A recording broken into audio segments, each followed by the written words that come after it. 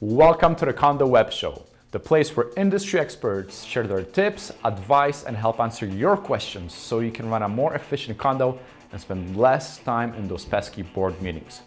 On today's episode, I'll be interviewing Sharon Bigelow, where we will be talking about reserve fund studies, what a reserve fund study is, what needs to be included in a study, the difference between studies, what to look for when hiring a reserve fund study specialist, and what you should do once you receive your study. So stay tuned.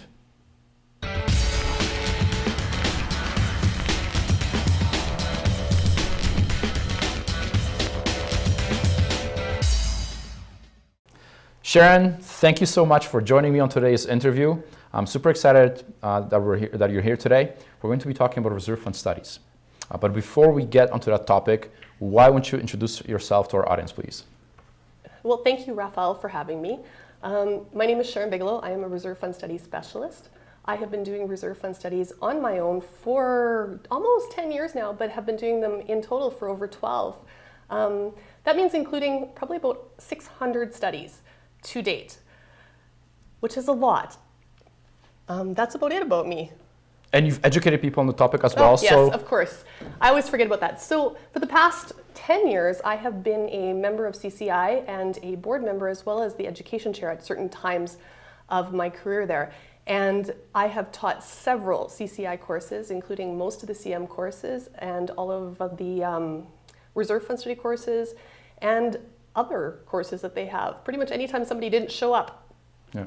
So for those that don't know, CCI is the Canadian Condominium Institute, which is a national organization that educates boards and owners, pretty much anybody in a condominium. So when they ask somebody to present on a specific topic, you have to know your stuff. You have to be an expert in the industry. They don't just ask somebody off the street to come and speak about a topic, right? No, I'm glad they don't. I was very fortunate. I had quite a few role models and people to help me get into the industry. And I learned a lot from those people.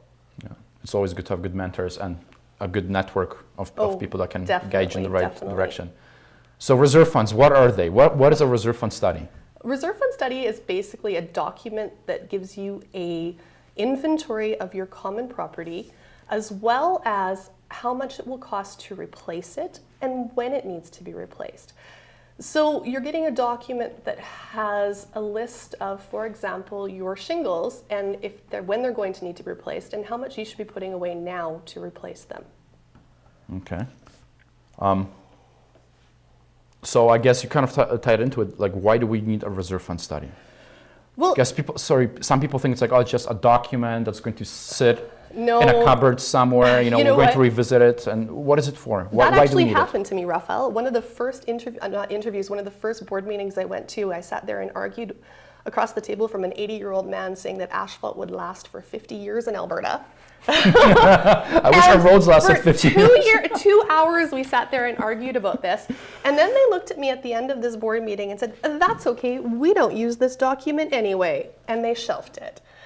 The reserve fund study is a really valuable tool for the board. It helps them to budget when they need to replace things. And most reserve fund studies will also have a minor maintenance insert as well in them, so that it tells you, you have to paint the fence, or you need to caulk the windows, or you need to clean the carpets, or things like that. So it's a great document for the boards to use on a planning basis. What happened years and years ago before reserve fund studies were incorporated was that people were losing their homes because of huge special assessments because there was no money put away. Single moms or anybody they were losing their homes because all of a sudden they had to do a building envelope retrofit and there was no money and they had huge special assessments. So that's when the Canadian government incorporated this reserve fund study idea. Yeah, and you know what? I've heard of people, and I know of people that had to move because of special assessments. You know what? It still happens to this day. It still happens, and the reserve fund study is, like you mentioned, it's a tool to plan and forecast for the future. So you know how much you need to save. You know if you need to increase your condo fees or not, right? Increase your condo fees. Right, and nobody wants that to happen. But unfortunately, a board has to do what's in the best interest of the building. Not only what's in the best interest of the unit owners. Exactly. And sometimes, increasing your condo fees or doing a small special assessment or sometimes even doing a large special assessment is in the best interest of the building. Yeah. Yeah. So what does a reserve fund study consist of? What does it include? What's inside of it? My reserve fund studies have a title page, obviously, a table of contents. It has a list of the components. It has the financial information, what's going on right now with the condominium corporation, and then it has financial recommendations as well. I had one project that actually didn't want to give me their financial information, and I was very adamant that there was no way to do a reserve fund study without telling me what they were contributing and what was in the account at this time. So that was kind of interesting. As well, some reserve fund studies don't have pictures in them and don't separate each component out separately. Mine do. Lots of pictures to show you what's going on with your building. And then not a table of contents, a glossary of terms, I guess, is the word for it. You know what? I do like the idea that you're including photos and pictures. Because if somebody is not really knowledgeable about certain components inside of a building, now they actually get to see it. Yes. Right? So if you tell them, the sump pump needs to be replaced, this is what it looks like, this is exactly why it needs to be replaced, people are like, okay, now I get it, right? I've read a lot of reserve fund studies, and a lot of them are written in, I'm going to call it engineer language. Yeah. Where the average person, even, a doctor can't understand them, only engineers can understand them. So my studies are all written in not simple language, but in ordinary language, we'll call it, so that anybody can understand it. A housewife, a teacher, a doctor, a taxi cab driver. Yeah. And you know what? And it has to be written in that language because you never know who you're going to have on a board. It could be, it could be a student, it could be a lawyer, it could be a doctor, it could be a teacher. Exactly. And yes, these documents need to have all the information in them, but however, they need to be legible. They need to have common language, right? Common language that you can understand, that you can use. Yeah. And so with the pictures, it really helps that because each picture's got a title on it and you can understand what's in the picture. Most of the pictures are just what the general condition is of in a study. Sometimes there's pictures that says, oh my gosh, this is falling apart. So. Yeah. So you've been doing this for a long, long time. Not that long. No, you make it sound like I'm 70. Well, for almost 12 years. That's a long time. For 12 years, if you're doing it for 12 years, you know your stuff. Well, I was very fortunate. I had a construction background before I started doing reserve fund studies, and the opportunity was given to me, and I took it and I ran with it. So tell me one thing. What drives you? You've been doing it for 12 years. You're still doing it. What drives you in this role? Why do you keep on doing it? The best thing about doing reserve fund studies is, one, I get to work from home, which is great. I have no overhead, so I work from home. Two, I learn a lot. I just actually recently, after 12 years, went on a roof and had never seen that type of roof before in my life. It was just a styrofoam roof. With a water coating on top of it. But I'd never seen a flat roof like this before in 12 years. So I actually have some contacts in the roofing industry. Contacted a friend of mine and we sat down and he told me everything I possibly needed to know about this roof. So for me, that's one of the interesting things about my job is that I keep learning new things. And I'm not scared to find out or to say I don't know. The first time I had tile roofs. The big tile, shakes that they're on some roof. Yeah. Didn't have a clue about anything about them. So I called the contractor and I asked him. We sat down for lunch. And we had a long conversation, did a bunch of research, and I'm pretty knowledgeable about tile roofing now. And you know what? It's like, that's why you have to hire a professional, so they'll be able to tell you, I didn't even know they do styrofoam roofs. Neither did I'm like, that's insane. Neither did I. It's a styrofoam roof. It's significantly cheaper than a normal flat roof. However, it requires a lot of maintenance, apparently. Oh, really? Yeah. Especially in our climate, or is it indifferent in our climate? It's indifferent, I think, okay. But it all depends on how well it's installed and stuff. So, but it was something new for me. I was quite shocked. How well? Key word, right? Yeah, no kidding. So speaking of how well, when should a board hire a reserve fund study specialist and do an assessment? So you need to do a reserve fund study every 5 years. And I just had this question asked me the other day. Well, can you get us in before our reserve fund study expires? Can you get us our final before it expires? Reserve fund studies do not expire. The Canadian government and Alberta government have said that the reserve fund study needs to be done every 5 years. You cannot ensure that it's done 5 years to the date. Okay, so as long as you have your study booked and you get it done in the year that it needs to be done, that's good enough. And I recommend that boards actually go about looking for a provider to do the reserve fund study about 6 to 8 months before they actually need it. So in your opinion, is 5 years enough? So let me dig a little bit deeper. There are different types of developments, Yes. right? So is 5 years enough for all types of developments, or should certain types of developments do the study more often, more frequently? You know, I have a client that actually has their study done every 3 years. Okay. They choose that. It's a standard little, standard, 4-story apartment building with an elevator and a parkade, and they've chosen to do their study every 3 years. And I think that is a good thing, that the boards know that they can actually do it earlier, and if they have a lot of work done, they should get it done earlier. After doing studies for 12 years, 5 years for some of them, I've done several redos, we'll call them, and nothing's happened in 5 years. What do you mean? Like there's no, like the roof is aged 5 years. Nothing significant has happened to the property or to the finances to warrant them having a study sooner. Okay. So in a lot of cases, I think it should be up to the board to decide if they want their study done sooner than 5 years. New buildings, so for example, you have a building that's just been built and it has a reserve fund study done. Does it need a study again within 3 years, no matter what the size? I don't think so. I think the 5-year mark is actually a decent number. Okay. But if somebody's uncomfortable, they have the option of doing it earlier. You betcha. Perfect. Like I said, if you're doing a lot of work on your building and in the 3-year mark, then I would recommend that once that work is done, that you do the study right after it's read, all the work is done. Okay. So a building envelope replacement or a major window replacement or a lot of landscaping done, anything that's a significant cost and a significant cost to you. There is no set number of what a significant cost would be. So that would mean then do another reserve fund study to get your finances back to where you think they should be, Okay. or where they need to be. Okay. Okay, perfect. So we know how often we should do it, what it includes. How do you go and find a reserve fund study specialist? Just call me. It's all good. And we will have your information underneath the video, as well as we're going to include some bonuses. So if you're watching this, if you're interested and you want to see exactly what a reserve fund study should look like, I believe you're going to provide some samples as well. Yes, definitely. Okay. So how to get a reserve fund study provider?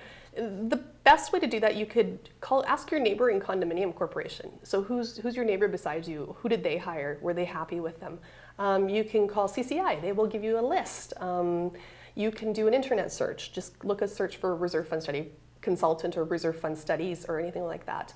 I don't think there's a listing in the phone book. Does anybody use a phone book anymore? Good question. Let's go check. I don't even own a phone book, so that's the best way to find them. My favorite is just by asking your neighbor, to be honest. If they're going to have a similar property that you have. I'm also a big advocate that you should not have the same reserve fund study provider 3 times in a row. Okay. Okay, even if that provider is me, I know that's weird to say, and I do have clients that have used me 3 times in a row almost now. But I did a property a couple years ago, and it was actually a high-rise downtown here. And I did the study for them, and they were like, oh, this is really different than the last study. And just so a note, I actually don't look at the last study. The only time I will do that is if it's an extremely complicated building. Okay. Then I'll just have a look to make sure I've gotten all the components. But so I did this study for them, and they're like, this is really different. The financials are way different. The previous provider who'd been doing the study for the last 10 years, so 2 studies before me, had not put any money in for the elevator in a high rise. Oh boy. Or for the parkade membrane, which is the membrane where the parkade goes past the footprint of the building. So those were 2 extremely expensive costs that they had not put any budgeting in for in the previous reserve fund studies. So again, we're not superhuman. We are just regular human, and we should, somebody needs to check and balance us every once in a while. So even if you're happy with a provider, I strongly recommend that every 3rd study, you get someone else to do it. I think that's a good recommendation. I actually wrote it down here. So it's a good piece of knowledge to share. So okay, let's say I've had a reserve fund study specialist do my reserve fund for the past 3 years, and now I'm looking for somebody new. What should I be looking for in a provider? The cost is the last thing on the list. The cost should be the least of your worries. You want to find somebody that can do a study that meets your needs. Do they incorporate phasing? Do you want phasing? Do they do a standard mathematical approach to your budget? Or do they look at the people living in your company, your condo, and look at how the budget should reflect the unit owners? When can they do it? When do you need it done? Some companies have a year-long waiting list. Who's doing it? This is my favorite one. There's several engineering companies that are engineering companies, but the people doing the reserve fund studies are not engineers. So you're paying the big bucks for an engineering company to do your reserve fund study, but you're not getting an engineer. So why would you hire one then? Correct? That's pretty much do they come to a meeting? That's another thing. Do you want them to come to a meeting and explain the study to you, or is that an extra cost? Will they come to an AGM? Is that an extra cost? So you need to figure out what their services are and make sure you compare apples to apples, not apples to oranges. Mm-hmm. Okay? Okay, pretty fair. Is there a better time during the year to do a reserve fund study than other times or seasons? Well, obviously you don't want to book your study to be completed in this winter time, because I'm not going to be able to look at your roof and I'm not going to be able to look at your asphalt or your sidewalks.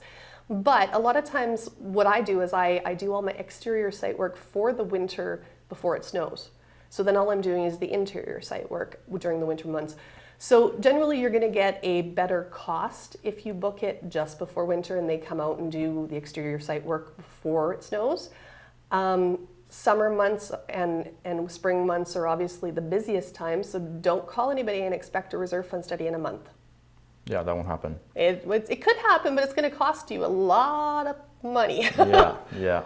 You know, especially in condos, like, you know, condo boards are money conscious. Oh, they look at every single penny, right? Because they have to go to the owners and ask for the money through condo fees or special assessments. However, it's an expense that needs to happen, right? Like, you have to do it. I just had a question. I forgot it. Oh my goodness. I just had, my favorite are developers, honestly, because they have no gauge of time. They need a study and they need it now. So that's my favorite, or developers. And my question came back to me. I know. So you're busy. How I'm not often? busy now. Right, no, not now. But however, if somebody's looking to hire you, for example, how far in advance should they try to book you or schedule? Well, again, like I said meeting? earlier, you should really be trying to look for providers about 6 to 8 months before you need the study. So if you're pretty much now. Right, so if you want your study done this summer, then you should be calling reserve fund study providers now. Now, my biggest pet peeve is I've heard that to get a proposal sometimes takes a month.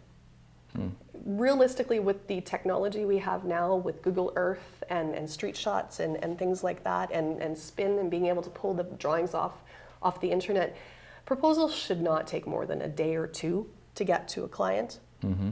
So, I mean, if you're waiting a month for a proposal, chances are you're not going to be getting your reserve fund study anytime soon either. Okay, so pretty much. Myself, I'm booking right now for June. For June. So we're in winter, start looking for a provider to do your study if you need to do it next year. Yes. Pretty much. Oh yeah, if you're late 2018, then start looking now. Yeah. Okay, awesome. Well, I'll get some more questions for you, Sharon, but I think we're going to take a short little break. So we'll see you guys after our little commercial. See you in a bit. Thank you for watching this episode of the Condo Web Show. Our goal is to share this information with as many condo boards, owners, and managers as possible. We would be forever grateful if you could share this episode with your friends and colleagues by simply clicking one or all of the social share buttons on this episode page. Even better, if you know someone that would benefit from this information, please send them a link to this episode. If you have any questions or any ideas for an episode, please submit it by clicking on the Submit an Episode link on the main menu. We will do our best to get an industry professional on the show to answer your questions. And lastly, don't forget to subscribe to the show on our website by submitting your name and email, or if you're watching on YouTube, by clicking the subscribe button. This way, you'll be reminded of upcoming episodes, and if you miss an episode, we will be happy to send you the recordings. Welcome back.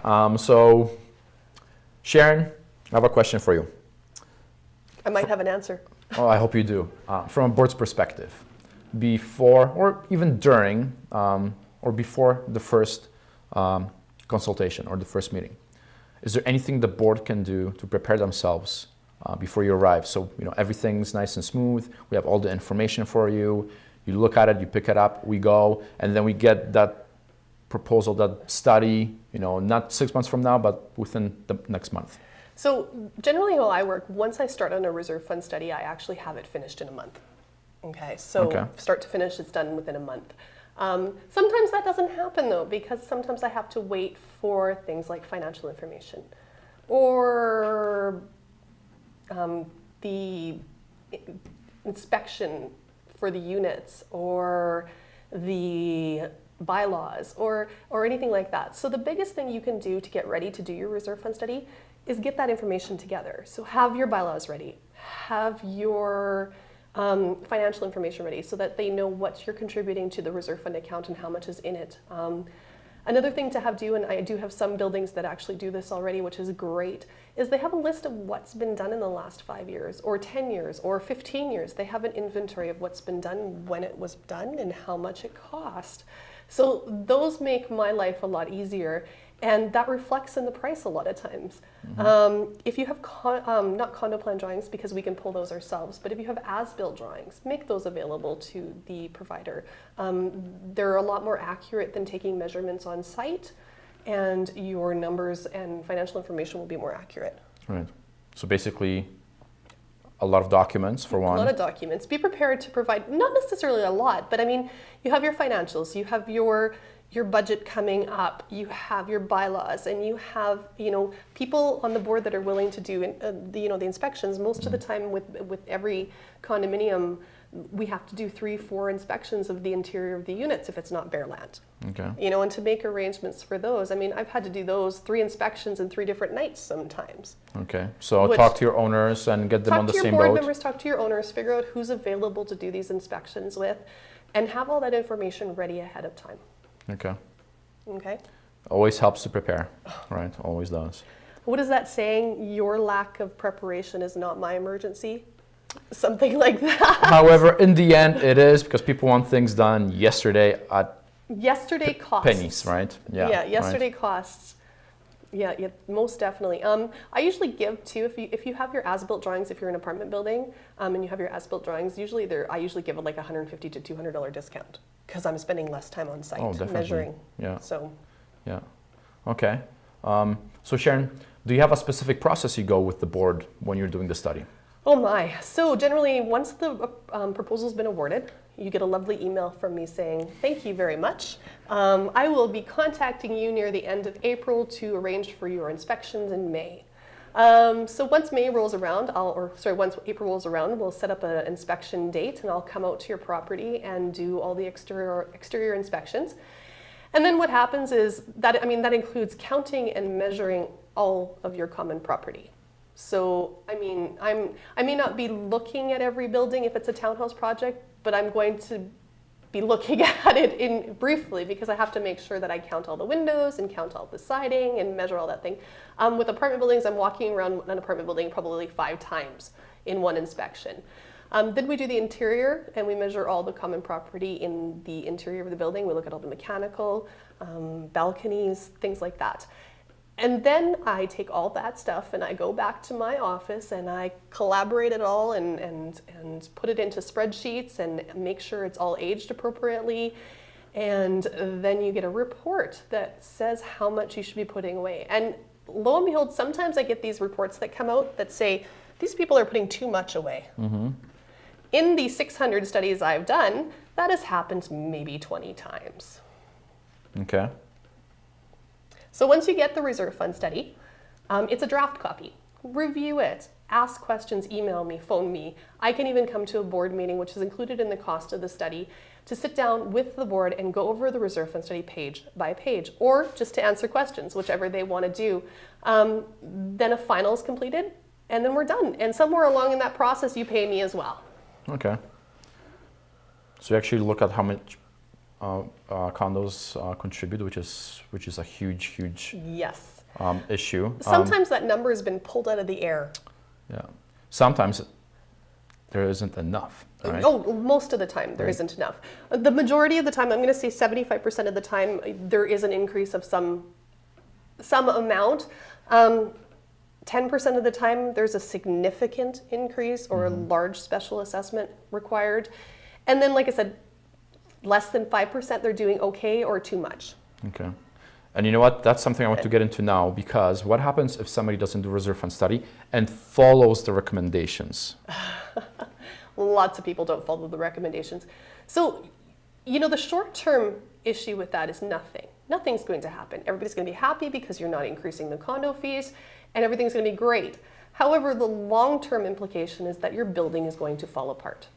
Plain and simple. Or your buildings if you're a townhouse project. I mean, you're putting that money away to replace common property components that require replacement over a certain period of time. And if those components don't get replaced, what's going to happen to your property? It's either going to fall down or you're going to lose excessive value on it. Or you're going to, ultimately you're going to have to special assess, ultimately. Exactly. And that's what I'm getting into, right? But sometimes condo corporations don't even do that. Sometimes they let the property deteriorate. Yeah. I have done several buildings that have been left into a deteriorated state. I mean, they're condos that are rental properties. Yeah. And the owners do as little as possible to the building to maintain it. Yeah. And so at some point, that building's going to have to be torn down instead of where it should be just, windows replaced, roofing replaced, siding replaced. But they're not putting the money in, so it's just going to be demolished. Yeah. Or they're going to have to put up a huge chunk of money, right? Or the huge chunk of money. Yeah. And most of the time, that's what happens. And nobody likes that huge chunk of money. Yeah. And that's what tends to happen, not with all, but many, apartment to condo conversions, where they convert the building into a condo. And they change the carpet? And they don't have a reserve fund. Yes. Right? And then all of a sudden people get special assessment, like, well, I just bought into a condo and I have to put up another 30, 40, 50K. Well, technically, they're supposed to require a reserve fund study before they sell the first unit in a conversion. So when you're buying a condominium that is a converted building from a rental property, it's really, really important that you do look at the reserve fund study, because basically we're taking the developer's word that they're contributing a certain amount, that there's this much in the reserve fund account. Yeah. And if there's not, then there's going to be some major implications to the unit owners. Yeah, no, exactly. And a lot of unit owners, the new buyers, finished school, getting my first property, moving in, they don't know what documents to look at. They don't know to review the minutes, the reserve fund, so all that information is in there. That's actually something I do as well, Rafael, is the document review for condo buyers. I've done probably about a dozen of them now. In the last couple of years, I started doing that. And it is really simple, because new condo buyers don't know what to read and don't know what to look for and don't know the signs of there's a problem. So, for somebody who understands condominiums, it's very simple. And it's not an expensive thing either, by any means. So you mentioned you do condo document reviews. What else do you do differently from other reserve fund study providers? Well, not differently. I also do audits. I do attic and window and balcony audits and deck audits if necessary. One thing I do a little differently than other providers is that I work from home, and I am self-employed as well as only employed. So it's just me doing the reserve fund study. I don't sub-consult everything out. I've been doing this for almost 12 years with a construction background, so I don't see the need to sub-consult something out that somebody's just going to go take a picture and tell me it's a boiler. So it's my husband actually helps me a little bit as well. He carries my ladder and pushes my wheel and measures asphalt and concrete. It's great. So the other thing I do that some providers don't do, and there's been a bit of a controversy over this, is I actually use a drone on some of the roofs that are not easily accessible. So if you have a standard townhouse building that I can access the roof with a ladder, then I will go up on the townhouse roofs and walk around the shingles and stuff. If you have cedar shakes, you don't want anybody walking on them. So the drone is really helpful with that. A lot of the 3-story apartment buildings don't have roof access as well. I've seen roofing contractors and my competition put ladders on balconies to try to get up on roofs. And I find the drone is a lot safer, and I get actually more information. So I do use a drone. I do use a digital camera. Of course, everybody uses that. Thank God for those, because if we had to develop film, I'd have to charge double. Generally, I take about 300 to 400 pictures per condominium corporation. So that would, I would definitely have to charge double. I don't think I do anything a lot differently besides using the drone, to be honest. I mean, I do the site inspections and all the inspections myself. Okay, you know what? It's funny that you mentioned that, because a few weeks, actually, no, not a few weeks, over the summer, I was driving and I actually saw a ladder. Off a balcony, off a roof. And there was a gentleman climbing the ladder, and I'm like, if he was to slip, my favorite, or if the wind would pick him up, the guy would go flying. Oh, my favorite is to get up on the garage of the townhouse and then take the ladder with you and take that ladder to get up on the second floor roof. And see, these are really unsafe things, I think. So using the drone, you actually get more information, because if I was going to put a ladder up and had a difficult time accessing the roof, I'm going to go on one roof. Yeah. If it's a townhouse project. Yeah. With the drone, I'm gonna take pictures and video of like 10 roofs. Yeah. You know, like, I mean, with large apartment buildings, I can get up there and look at the top floor as well with the drone, of the stucco or the siding on the top floor. So the drone is really, really helpful. Yeah. And you know what? The technology is fantastic. I'm happy that you're actually using technology to your advantage, because with those drones, like, the cameras are like high definition. You can you can zoom in like you wouldn't believe. You can see everything, which is scary. Oh yeah. I'm just like, in my condo, I'm just looking, making sure nobody's flying with a drone pointing the camera out of my window. I don't look in anybody's windows with the drone. Perfect. Mostly it's for the roofs that are inaccessible and unsafe. Okay, which is fantastic, because you know what? When I saw that gentleman on that ladder, I'm like, oh God, It's like that one picture of that guy with the ladder in the pool changing the light. Or two ladders, one ladder stuck on top of the other. You know what? I'll use the drone. You know what? I'm happy you're staying safe. Yes. So, Sharon, we have consultants that do reserve fund studies. We have engineering companies. What's the difference between the two, and what's the difference in the reports that they present? Okay, so a lot of times, first of all, I've heard the term engineered reserve fund study, and all that is exactly the same thing, but it's done by an engineering company. So more money. More money. Okay, got it. An engineering company generally, like I tell everybody when they're looking for a provider, is find out exactly who is doing your study. A reserve fund study has no destructive testing. So Rafael could actually do a reserve fund study. You could do one if you knew how to put everything together, right? Because it's just a visual observation of the building. So why would I have to be an engineer to look at a building? Mm-hmm. Right? So when you have experience and you have understanding of the common property components, and you have the understanding of how the financials work and the budgeting and how long a component lasts, what difference does it make what your schooling is? Because I'm pretty sure that it would probably make more sense to hire somebody who's been doing reserve fund studies for 20 years, who's just a consultant, than somebody who just got out of school who's an engineer. Right? I mean, experience means a lot more to me than a degree. Yeah. Right? And again, a lot of the engineering companies, they say they're an engineering company, and obviously they are an engineering company, but you're not getting an engineer doing the inspections. Yeah. Again, it's just a visual look at the building. Yeah. No destructive testing. Fair enough. One of the other things we get is people ask a lot of times about, well, why aren't you looking at every window in a building?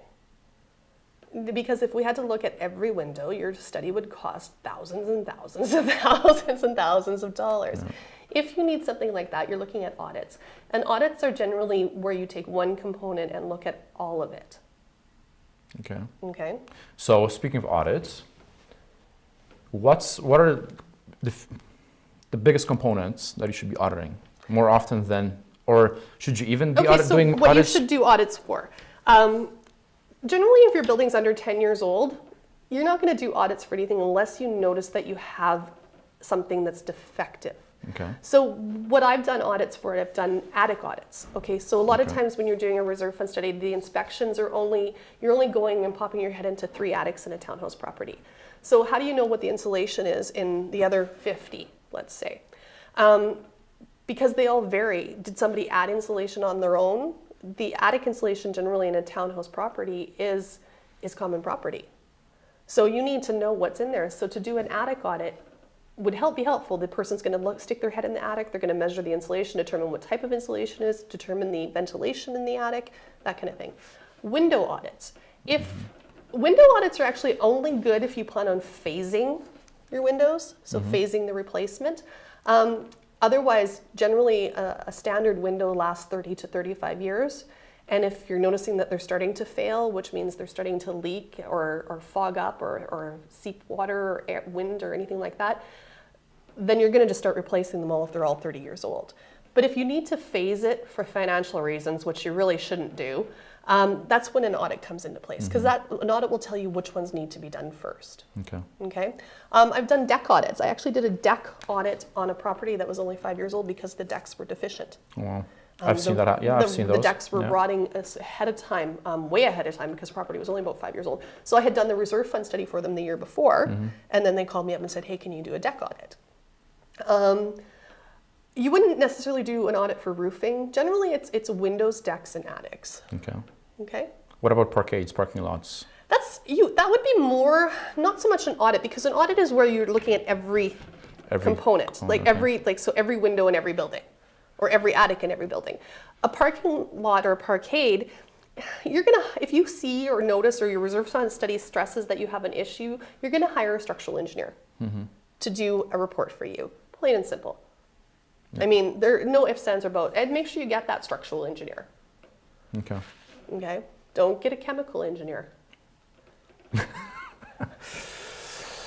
Yeah, I've seen very interesting individuals doing certain things in this industry, so you have to be really careful. Yeah. Unfortunately. I had a property manager phone me and say, hey, can we just take out an elevator? Because we don't want to replace it. It's too expensive. Oh, yeah. Well, let's put up ladders. Let's put up ladders in the shaft, and that's how people can go. I'm like, I know you have 2, but no, you have to replace the elevator, okay? Yeah. One of the other questions I come up with a lot, Raphael, is trees in landscaping. Sorry, I was going to mention this to you earlier. One of the CCI lawyers that we deal with all the time has said to me several times that if nobody complains, don't replace it or put a shrub in. A lot of people think that if they have to remove a diseased tree, that you have to replace it with the exact same tree, and that's not correct. Okay. I mean, unless somebody's going to complain, really. Okay. Well, that's good. I didn't even think about trees. Yeah, it's a big thing. You know, there's a landscaping component in the reserve fund study, and it covers everything from trees to grass to grades and all that kind of stuff. See, I thought it's just the building itself, the structure. No, it's the whole property. It's the whole property. Everything that's common property. So you look at your condominium plan drawing, and anything that's outside of the unit is common property. Right. You know, and I mean, in an apartment complex or even in a townhouse, everything outside the unit generally is the undecorated side of the drywall out, right? So, and then another thing that I get questions on all the time is, do we need a special resolution to change the wood fence to PVC? Okay, and the answer is? Legally, yes. How's that? Yeah. Legally, yes, you do, whenever you're changing a component. And your reserve fund study can recommend that you do a PVC fence instead of a wood fence or whatever you have.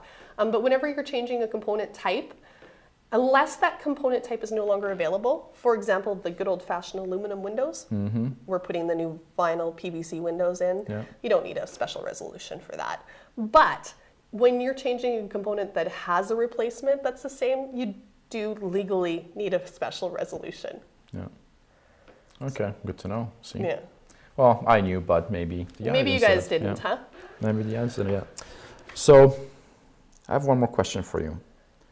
What do people ask for during a proposal? What do they ask for? Well, most people just say, I need a proposal to do my reserve fund study. Okay. I mean, and then I require a small few pieces of information, you know, the condo name, the plan number, the address, how many units, and a proposal's completed. Okay. It's not a lot, it's not rocket science. Yeah. That's why I wonder why it takes so long for some companies to put proposals together. I mean, are they going to the site? Because that's what Google Earth is for, right? Or they're so bucked up Or that they're you're so just a backed up number that at the they bottom can't- of the list, exactly. and you wait until they dig you up, and then Realistically, Come if to you your were file. waiting longer than a week-ish to get a proposal done, I would not even worry about that company, good to know. honestly. Yeah. And you know what, with this industry, it's underserved. And the people that come in to offer their services, you really have to watch out, right? Especially the new people. Like, you have to make sure they have the experience, they have the proper reviews, exactly. they've done the work previously. Ask for when you're getting proposals, ask for them to come and meet with you. Yeah. I think that's one of the greatest things is having whoever's doing your reserve fund study, or you haven't even hired yet, but the people you've asked to give you a proposal to come and meet with you and sit down and talk to you and see if you are not compatible, but if you like them. Because if they're a jerk, do you really want to work with them? And one thing is Right? exactly, like another thing is that most of the time condo boards look at is the cost, and they make a decision based on this number, right? Right. Like there's more behind that cost way more than number, the cost. right? The cost should be the least of your worries. Like, I mean, obviously you wanna get a value for your money, but always don't take the cheapest one, because you're going to get the cheapest study. I mean, I remember several years back, there was a company that you took the pictures, sent them to them, and they wrote a report for you. Oh, really? Yeah, and it was Wow. about $900, no matter what size of building you were. Interesting. But it fit. I mean, And I don't guess know those are the people you have to but- look out for, right? And exactly. So, like I said, I'm a firm advocate in have the person come and talk to you and tell you what they're going to do and how they're going to do it. Question that just came to me. During the inspection, do you need a board director? Do you need a condo manager at the inspection? Who would you recommend to attend the inspection with you? No one. Okay. So I've had several times where people wanted to follow me around while I'm doing your building inspection. This is an annoyance. It actually adds more time to the inspection process. The chance of missing something because I'm too busy speaking to you or explaining something everything, to you right? Is higher. I really like getting a set of keys and going into a building myself and knocking on doors and say, hi, can I look at your windows? With, of course, having those units know ahead of time. But having somebody walk around and do the inspection with me is not, or with any provider, I'm sure, is not a good idea. Just, it's too distracting. Okay. I will be more than happy to meet with you before I do the inspection for 15, 20 minutes or whatever, and discuss whatever you need me to know, or even after the inspection or at any time. I had one property that wanted me to have 3 meetings with them. And I'm trying to figure out how they wanted these 3 meetings, but we actually got all 3 in. But it's just, it's actually very distracting. Yeah, I bet. But generally you can get a board member to give you access into the building, open some doors for you, and then I walk around by myself. Yeah.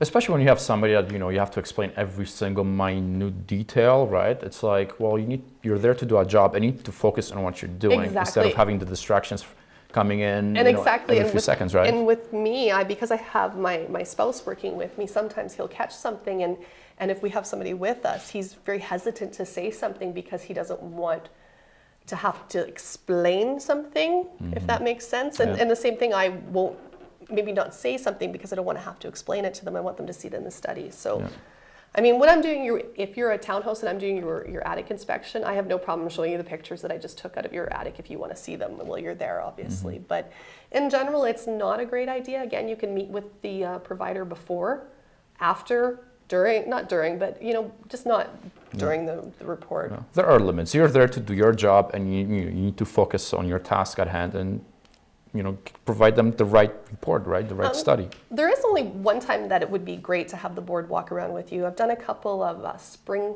walk rounds with some boards, and those are great tools because you're having somebody with a new set of eyes look at your building. I actually did a spring walk around for a building that I hadn't even done the reserve fund study for.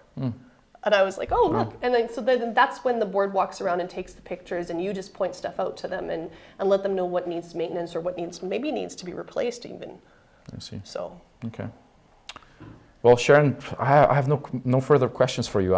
Is there anything you'd like to add? Anything I missed? Nothing really that I'd like to add, except that if anybody has any questions, to feel free to contact me. I'd be more than happy to reply via email or phone. Fantastic. To any questions anyone else would have. And we'll provide your information below the video, as well as we're going to share a sample of our reserve fund study, a couple articles that you wrote for publications. We'll include your contact information as well. Definitely. Anything else? No, I think that's it. Okay, fantastic. Well, Sharon, Great. It's been a pleasure speaking with you today. Thank you very much, Raphael. I enjoyed it. I had a great time today. I hope you guys learned something, took some notes. So next time you're looking for a reserve fund study and a specialist, a provider, you know the questions to ask, what to look for, and so on and so forth. So ladies and gentlemen, it's been a pleasure having you on today's interview, and I hope to see you on the next episode. Have a great day. Bye-bye. Thank you for watching this episode of the Condo Web Show. Our goal is to share this information with as many condo boards, owners, and managers as possible. We would be forever grateful if you could share this episode with your friends and colleagues by simply clicking one or all of the social share buttons on this episode page. Even better, if you know someone that would benefit from this information, please send them a link to this episode. If you have any questions or any ideas for an episode, please submit it by clicking on the Submit an Episode link on the main menu. We will do our best to get an industry professional on the show to answer your questions. And lastly, don't forget to subscribe to the show on our website by submitting your name and email, or if you're watching on YouTube, by clicking the subscribe button. This way, you'll be reminded of upcoming episodes, and if you miss an episode, we will be happy to send you the recordings.